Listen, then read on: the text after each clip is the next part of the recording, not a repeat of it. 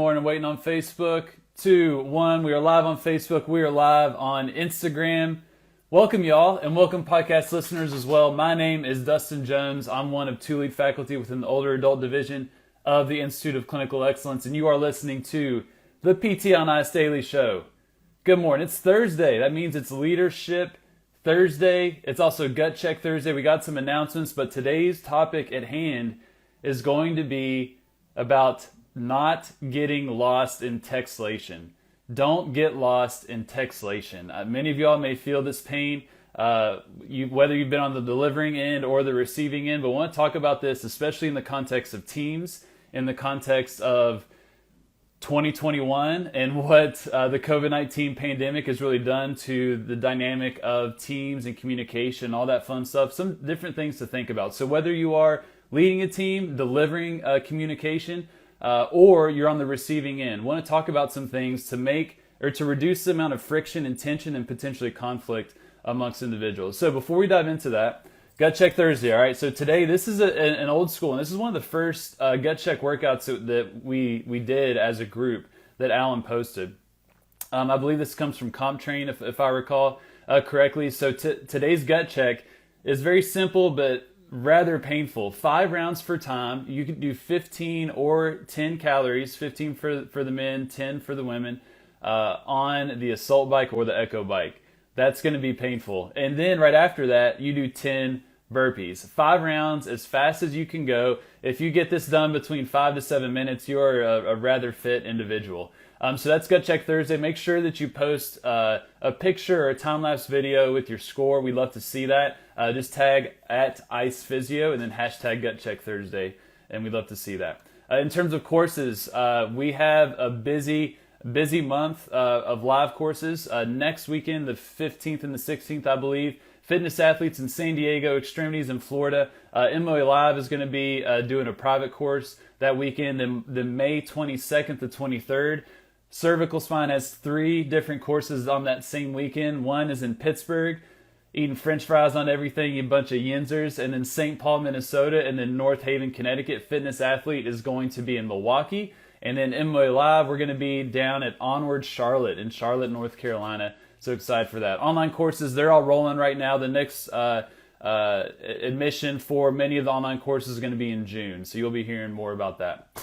All right, let's do this. Don't get lost in textilation. So I think we can all agree 2020 was a rather tough year, right? I mean, many of you all felt the absolute shift in everything about your life, but definitely your work life, but definitely in the context of communication with the people that you work with. I felt that tremendously just from the things that I'm involved in. So Jeff Musgrave and I, we do Stronger Life together. And that requires a lot of in-person communication, also a lot of virtual communication as well. Work within the context of the Institute of Clinical Excellence. So I'm talking to Christina Previtt almost on a daily basis. Alan, Jeff Moore, Julie Brower, Alex Germano, all these individuals I'm communicating with on a regular basis. I typically would be able to see those individuals, maybe a few times a year in person, but that didn't happen in 2020. And so it created a lot of challenges. And many of you all may have felt this too within the context of your own teams, that it changed and shifted how you had to communicate with the folks that you work with.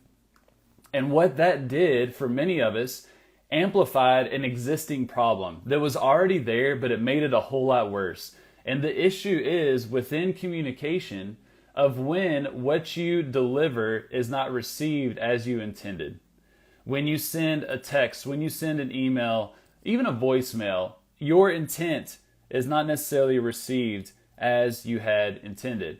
And we could call this getting lost in textilation. I will never forget that phrase. It was shared with me way back when, before my wife and I were married, and we were talking about some of the communication issues that we wanted to be aware of before marriage and kind of going into that situation. And lost in textilation has stuck with me ever since, and I've seen this pop up in almost every facet of my life. So I want to speak to this. Hopefully that it will be helpful for you all, because I felt the pain of being lost in textilation from delivering communication to individuals, but then also receiving it as well. And I have fallen in the trap of assuming kind of worst case scenarios, or he or she meant this instead of that. and the spiral that can happen and the friction that comes in between teams that ultimately can harm the goal or the mission that you're trying to pursue. And we want to absolutely prevent that. So let's get into some of these things that I want you all to think about, whether you're delivering that communication or whether you're receiving it. And hopefully you'll walk away with some helpful tips. Keep in mind, these are all things that I struggle with, that I screw up on a regular basis. I'm just acutely aware of the issues that they present. Zach Long, good morning, sir. First one, which can be rather challenging, is to realize that people are different than you. Simple, right? Realizing people are different than you, that you may be a stoic, maybe a very direct individual, that you don't read into things. You may get a text or an email and you just read it verbatim. It doesn't affect you whatsoever in terms of your emotions. You may be a person that overanalyzes things. You really read into maybe a simple statement, and how you read that simple statement could literally ruin the rest of your day and send you on a spiral of worst case scenarios. Many of you all may gravitate towards one end of that spectrum. The thing that we need to realize is that when I'm communicating with someone else, regardless of who it is, they are likely going to be very different than me, that they perceive situations differently. They may handle things internally in a different manner. And first, we need to realize that. But then second, we need to do something about it. And so what that is a proactive approach of being just insatiably curious about the person that you're communicating with. I learned this early on in the context of marriage. I had a good friend, a mentor, that literally had a notebook about his partner, of everything that she loved, that she disliked, how she liked to communicate, all these different things, that he was studying his partner. And I found this to be helpful even in the context of a business relationship. Christina Previtt's a great example. I don't get to see Christina a lot, but we are talking almost on a daily basis. I've only probably seen her in person maybe a dozen times. And there's a lot of things you don't pick up on when you're in that type of relationship. And so I have to proactively study Christina. I need to know how she likes to communicate, what she really means when she says certain things. And just be very curious, because the more I know Christina, the better I'm going to be able to communicate in a way that is going to really resonate with her. And we need to have that perspective with everyone that we are working with. So I have that perspective with Alan, with Jeff Moore, with Alex, with Julie, with Jeff Musgrave, all these people that I'm working with on a relatively daily basis. I'm curious about how they perceive things and how I should communicate with them. Now, if any of those folks listen to this or watch this, they know this is a struggle for me, right? And I can't know all the details of kind of their personality and how they tick. That's rather difficult to do, right? But the curiosity is there and the effort is not lacking, and I hope they can see that. But we want to be curious. This can be very, very difficult to do, but we want to do it. We want to be proactive about it. So we want to realize people are going to be different from you. You want to be proactive and curious about individuals and how they may perceive things. Two very simple ones. Now let's get into some more of the nitty-gritty stuff. We want to pick our mediums wisely. We want to pick our mediums wisely. The more sensitive the topic, aka the greater the odds of that communication being intended in a different manner. So let's say something like feedback, for example, critical feedback, or you're having to drop a big bomb on someone about a change in hours or pay or whatever it may be. The closer that you can deliver that to in-person, the better. The closer you can deliver that to in-person, face-to-face communication, the better off you're going to be. Because that allows for those nonverbals to come across, for the tone of your voice, for them to see your sincerity, maybe concern and empathy as well, that those in-person communications are absolutely priceless. Now, that's difficult, right? If you're in the context of, let's say, the Institute of Clinical Excellence, where we've got people all across the country, that we want to just get as close to that as possible. So the way I like to think about things is there's kind of like a list of order of different mediums that I will use based on kind of the topic or the sensitivity of the topic that I'll deliver. So in-person is best. Right beneath that is going to be synchronous video. Synchronous video is mean we are synced with video and we're communicating back and forth, aka Zoom, aka FaceTime, something along those lines. That is very, very helpful for some of the sensitive information. If right below that, I would put asynchronous video. So many of the apps that you all are using, whether it's Instagram, Workplace, Slack, even texting, obviously, you can record a quick video and shoot that over, and that is going to really demonstrate those nonverbals, your tone, your sincerity. That's going to be rather meaningful. So I'll put synchronous video, asynchronous video under that. Synchronous audio, aka a good old-fashioned phone call, can go a long way. Granted, you're not able to see your face, you can't demonstrate those nonverbals, but you can hear the tone, and tone is absolutely huge. And we'll leverage this a lot, especially within the MOA division, is that, there may be something that I really want to text or I want to send in an email. That'd be much simpler for me. However, I may run the risk of coming across in a manner that I don't necessarily intend. So I'll call or send an audio message. All right, so synchronous video, asynchronous video, synchronous audio. Then underneath that is going to be asynchronous audio. And this is probably the one that I'm using the most nowadays. Many of you all may be using this already. I've found out that a lot of people aren't aware of the utility of asynchronous audio. So when I say that, that may be, let's say in Instagram. This is a great example. When you get a direct message, you can reply in many different ways. You can type a message, you can take a picture, you can do all kinds of stuff. You can also just record your voice. And man, that's quick on my end, the deliverer, but then the receiver, it's great as well because they're able to hear your tone and your intent behind that. Same thing in text message. We use Workplace at the Institute of Clinical Excellence for our work communication. That is a great feature there. So asynchronous audio, that's probably the least used and probably the most helpful form of communication. Jeff Musgrave and I have been starting to do that more and more now, but that could be very helpful. However, that asynchronous audio is not great for things that you need to reference back to, like something that you have to do or something that you may need a paper trail on. It's great for conversation or opinions and things of that manner. So synchronous video, synchronous audio, asynchronous audio, and then last but not least, we have text or email. This is great for the simple to-dos. If you need a paper trail, obviously, but we have to be very cautious with this and be very thoughtful. So we want to really inject some of our personality.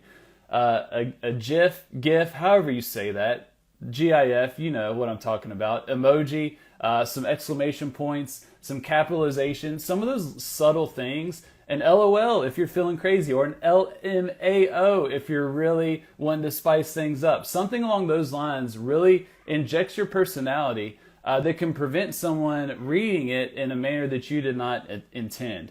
This is something we joke around with Alan Fredendahl, the COO of ICE, all the time, because he has this military background. He practices the bluff communication, which I really struggle with, but really appreciate and trying to get better at. That's bottom line up front.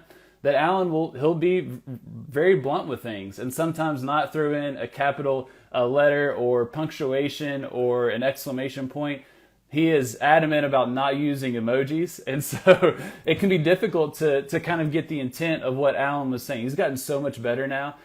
Props to you, Alan, for working on that. But we want to inject our personality in some way, shape, or form, and that can be very easy to do with all the options that we have now. Now, if you're on the receiving end of some of that text communication, what I found to be helpful is to read that text or email with a smile and assume the best until proven otherwise. That if there is an email or a text from someone that may be somewhat abrasive, or I may read it in an abrasive manner, I'll throw a smile on and read that thing, and it makes it sound a whole lot better to me, and is probably more accurate to the intent that they had. So read that with a smile and assume the best until proven otherwise. So that's how I like to think about things. For many of you all, you may start to leverage different mediums. You may start to record audio messages more. That's going to be great. You may record more videos and send them. That's going to be awesome. Be very helpful for you and sometimes more efficient, but then also helpful for the people that are going to be receiving that information, that your intent and all the nonverbals and all that stuff that you just can't do with text, it's going to pick up on. That's going to be awesome. Now, the last thing, sorry, I'm dragging on here, but I've been thinking about this stuff a lot, is you want the right channel for the right conversation. Now, some people may not agree with this. They may think this is way too much. But whenever we are interacting more on an online basis, our lives really start to intertwine in many different ways. A great example for me is with Alan, the COO of ICE. I've seen this guy probably 5 to 6 times. Yeah, not a lot, right? But I'm talking to him on a daily basis. So with Alan, if there's something that needs a paper trail or a particular task to be done, that's going in email. Gmail, super easy to search. I can keep track of that. I can boomerang stuff, all that fun stuff. That stays in email. If it's more work-related convo and just questions and kind of quick conversation that's all ICE related, we're doing that in Workplace. So Facebook Workplace, or some of y'all may use something like Slack, but we use Workplace and absolutely love it. That's where those conversations are happening. Alan and I will text if it's personal life stuff, if he's going to make fun of me for driving a minivan around or how weak I am or whatever it may be, that's going to go through text. Then we have an Instagram direct message or even a group message with my wife Megan and his fiance Meg, where we'll share funny memes, we'll make fun of each other or share Trey Kennedy videos, whatever it may be. So I'm communicating with Alan in four different channels. Sometimes we'll do a phone call as well, but they all have their specific purpose. And the reason that I'm recommending this is because the really important stuff like the paper trail, the test to be done, I know where to find it. I know it's going to be an email. I know Alan's not going to text me something that I need to do now or in the future. He's going to send it via email and I can refer to that. Workplace, I know we're going to be talking, conversations, troubleshooting different things related to ICE. I know where that is. I'm not going to go look in Instagram or my text messages for that information. So you want to have the right channel for the right type of information or the conversation. All right, let me review these real quick. First, realize people are different than you. For some of you, you probably may not realize this as much as you need to. So reflect on that. Be curious about the person that you're trying to communicate with. The more that you learn about them, the more you get to know them, the less friction that you'll have because you'll know how to communicate with them. Pick your mediums wisely. Think about synchronous video versus asynchronous video. Think about leveraging asynchronous audio that's becoming so much easier through all the different social media apps and texting as well. That can be very, very helpful. And then you want the right channel for the right conversation. Certain types of communication belong in certain formats. I mentioned the paper trail and kind of the task to be done. Email is great for that. Your team is probably going to be different, but you want to have something that's mutually understood so you can improve the efficiency of your team. All right, I'd love to hear your all's thoughts on this. I know every single one of y'all listening to this or watching this feel the pain of being lost in textilation. I'd love to hear, what are you doing to combat this? How do you handle these situations? What are kind of your tactics and your framework? Kind of like what I talked about, but what's your game plan? I'd love to hear that. Whether you drop a comment on the Instagram video or the Facebook video or the podcast listener comes on social media and leaves a comment, we would love to hear that because that could serve other people as well. Other than that, that's all I got. Hit that gut check up. It's going to be a good one. Thursday. Hope y'all have a lovely Leadership Thursday, and I will talk to y'all soon. See ya.